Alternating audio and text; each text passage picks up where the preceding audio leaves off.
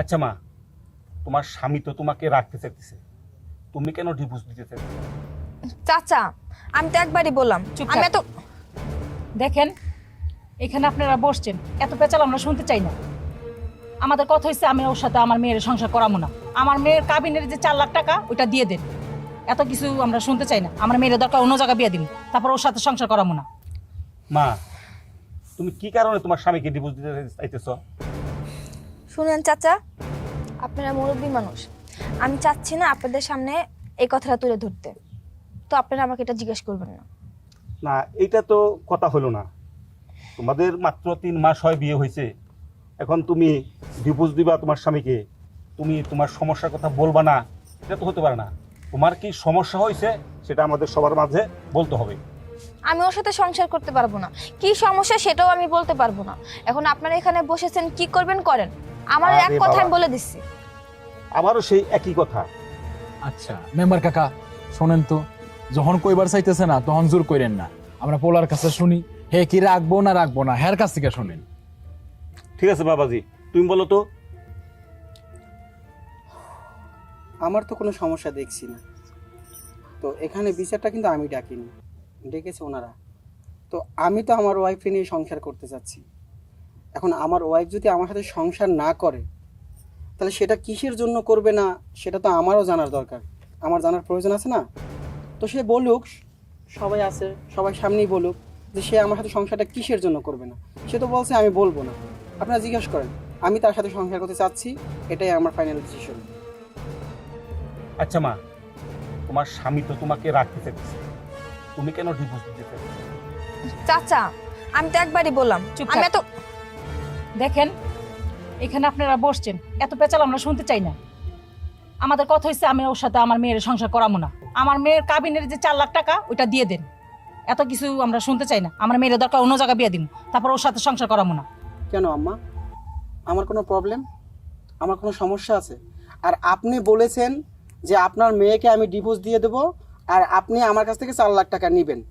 তো আমি তো ওকে ছাড়তে চাচ্ছি না, ওই তো আমাকে ছেড়ে চলে যাচ্ছে। তো আমি কিসের জন্য ওরে কাবিনের টাকা দিব? এটা আপনারা যারা যারা এখানে বিচার সালিসিতে বসছেন, আপনারাই বিচার করেন। আমাকে যদি ও ছেড়ে দেয় ইচ্ছাকৃতভাবে, তাহলে আমি কি ওকে টাকা দিব, কাবিনের টাকা? বলুন, আমি কিন্তু এইটা নিয়ে সোজা থানায় গিয়ে ওর নামে মামলা করব। আমি কিসের টাকা দিব বলুন আপনারা? মেম্বার কাকা, এটা কিন্তু সঠিক কথা কইছে। যদি মাইয়া ইচ্ছাকৃত ভাবে পোলার কাছ থেকে ডিভোর্স লইবার চা, তাহলে তো সেইখানে কাবিনের টাকা পায় না। ওর মায়ে কইতাছে কাবিনের টাকার কথা, ওরা জিজ্ঞেস করলাম যে কি সমস্যা, কি কারণে ডিভোর্স দিবা, হেটাও কইতাছে না, আবার কাবিনের টাকা চা। ও কইতাছে কাবিনের টাকা দিব না, ও থানায় গিয়ে মামলা করবো। এইটাও ঠিক, কারটা শুনবেন কোন তো? আচ্ছা মামা, আচ্ছা মা, তুমি তো কাবিনের টাকা পাইবে না, কারণ ডিভোর্সটা তুমি দিতেছো, ছেলে তো তোমাকে ডিভোর্স দিতেছে না। কাজেই এই কাবিনের টাকা তুমি পাবা না। চাচা, আপনারা এখানে সবাই মুরব্বী মানুষ বসে আছেন, আমি চাচ্ছি না আপনাদের সামনে ওই কথাটা তুলে ধরতে, তাই আপনারা ওই সব বিষয় নিয়ে কোনো কথা বলেন না। আর ওর লগে আমি সংসার করতে পারবো না। চাচা, কাবিনের টাকা আমার প্রাপ্য, আর ভালোই ভালোই বলছি ওকে কাবিনের টাকাটা দিতে বলেন। আর যদি ও কাবিনের টাকা না দেয়, ওর নামে কি আমি নারী নির্যাতনের মামলা করবো। হ, ঠিকই কইছে আমার মেয়া।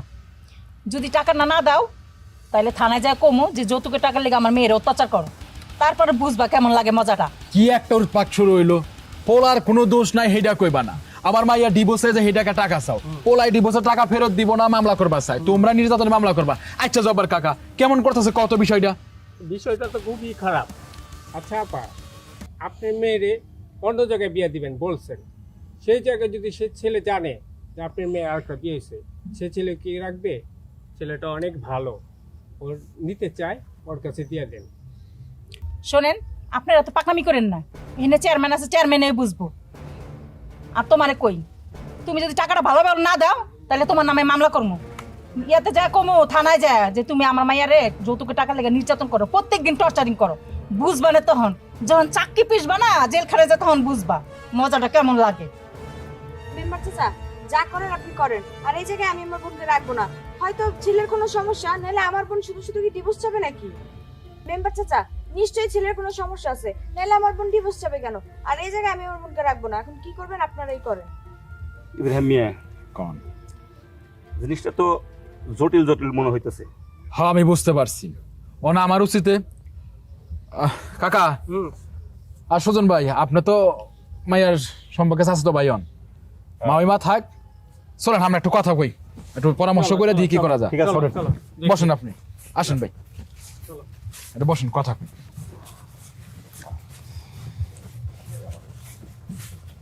কি আবার কথা বলবো, কাবিনের টাকা দিয়ে দিব জামুগা, আজ এরা বসা করে দেব। শোনেন, বিষয়টা হাউকাউ করলে অনেক দূর গড়াইবো। হ্যাঁ। অহন আমগো গ্রামের বিষয় আমরা গ্রামে শেষ করি। অবশ্যই আপনি মাইয়ার পক্ষে আছেন, পোলার পক্ষে আমরা আছি। আমরা বিষয়টা হইলো কামের নামা তো অনেক, তো এত লাখ টাকা তো দেওয়া সম্ভব না। আমরা 3 লাখ বা 3.5 লাখের মধ্যে ব্যবস্থা করার চেষ্টা করি। এখানে 5 লক্ষ টাকা খোলা ছিল না কাবিননামা।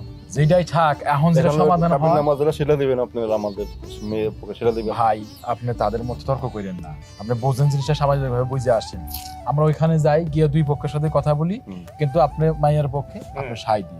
আমরা 3 লাখ 3.5 লাখ টাকার মধ্যে ব্যবস্থা কইরা দেখি কি করা হ্যাঁ, যায়। এটাই মেনে কি কন? সমাধান 3.5 লাখ একটা টাকা না? হ্যাঁ, এইটাই। আচ্ছা ঠিক আছে, চলেন। চল।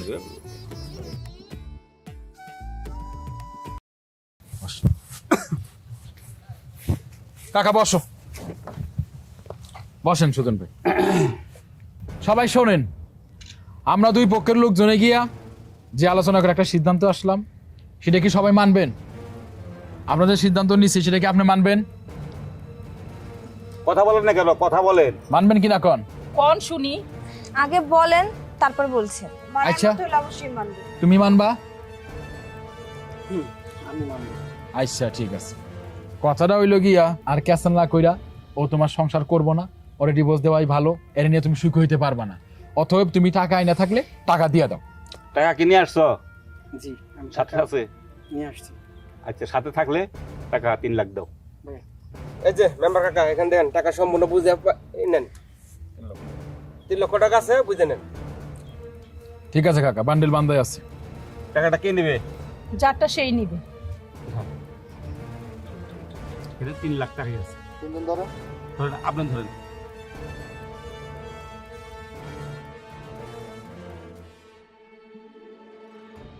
আচ্ছা শোনেন, এই ডিভোর্সের জন্য তো এই টাকাটাই বড় কথা ছিল। টাকা তো বুঝা পাইছেন, কালকে কোর্টে আসেন, মায়াও স্বাক্ষর করে দেবো, পোলাও স্বাক্ষর করবো, ওইখান থেকে ডিভোর্সের ব্যাপারে সাইন করে দেন। ঠিক আছে, আবার চল। টাকা পাইয়া ভুলে যায় না, তাহলে টাইম মতো 10টার সময় কোর্টে হাজির দিন। ভুলবো না, মনে থাকবো আমগো। চল। হয়েছে, আর তর্ক করা দরকার নাই। আপনার করে পাবেন, আপনারা পাইছেন, অন যাইতে পারেন। তাহলে চল। মেম্বার কাকা, তাহলে উঠি আমরা। ও এই চল, টাকা পয়সা দিয়ে আসিস তুমি।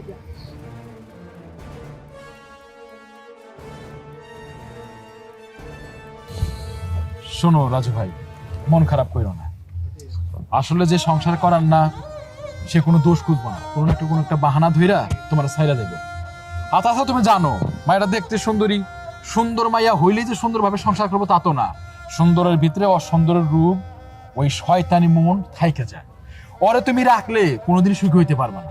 টাকা গেছে যাক, একটা দুশ্চিন্তা দূর করছো, একটা খারাপ সংসারী মহিলাকে দূর করছো, এখন তোমার জীবন ভালো হইবে, বুঝছো? হ বাবাজি, এদের যে ভাবসাব দেখলাম, মা মেয়ে, এই যে আরেকটা মেয়ে আসছে, এদের স্বভাবটা তেমন ভালো না। তুমি ছেড়ে দিছো, খুব ভালো একটা কাজ করছো। তুমি ভালো দেখে শুনে আরেকটা মেয়ে বিয়ে করে সংসার করো, তুমি সুখী হবে। দেখুন কাকা, আমি তো কারো মুখের উপরে কথা বলিনি, বলছি না। আপনারা যেটা করছেন আমি সেটাই রাজি হয়েছি। তা যাই হোক, আমার যদি লাইফে ভালো হয়ে থাকে তাহলে ভালো হবে। অবশ্যই। আর আমিও আশা করি যে ও আমার লাইফ থেকে চলে গেছে, আমার লাইফটা আরো ভালো হবে সামনে। এই জন্য আমি বলি যে সবসময় বিয়া করলে তুমি যেমন সেরকম মাপের করার চেষ্টা করবে। তুমি গ্রামের সহজ সরল একটা পোলা, সাধারণ একটা চাকরি করে খাও, তুমি যে সুন্দরী ওই পরিবারে মাইয়া বিয়া করতে গেছে, এই জন্য অশান্তি নেই। আমরা চাইবো তুমি গ্রামে সাধারণ একটা ঘরের মাইয়া, ভালো যারা বোঝে সংসার করবো, এরকম মাইয়া দেখে বিয়ে করো, অবশ্যই তুমি সুখী হইবে, আমরা তোমার পাশে আছি। চলো চলেন, আসি বাবাজি। আসসালামু আলাইকুম। ওয়ালাইকুম আসসালাম।